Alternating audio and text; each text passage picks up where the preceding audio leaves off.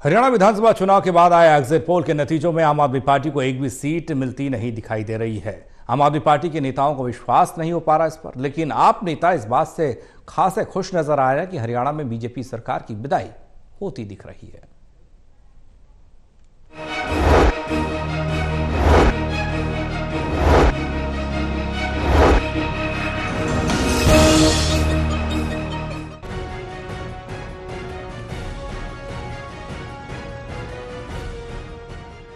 हरियाणा विधानसभा चुनाव के बाद आए न्यूज चैनल्स के एग्जिट पोल के नतीजों में आम आदमी पार्टी को एक भी सीट नहीं मिलने पर आम आदमी पार्टी के नेताओं को विश्वास नहीं हो पा रहा।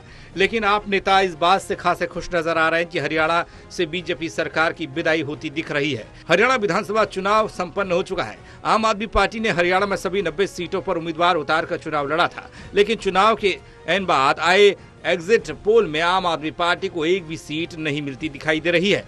अभी एग्जिट पोल है और नतीजों में कुछ भी देखने को मिल सकता है, यह आप नेताओं का कहना है। देखिए, मुख्य मुद्दा वही है।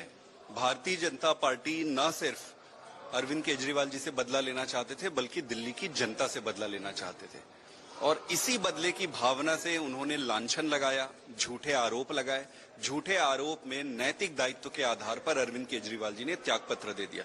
इनका मकसद क्या था? इनका दो मकसद था। पहला मकसद था पार्टी को तोड़ना, अरविंद केजरीवाल जी को तोड़ना, और दूसरा मकसद था दिल्ली की जनता से बदला लेना कि खबरदार तुमने अगर अरविंद केजरीवाल को वोट दिया।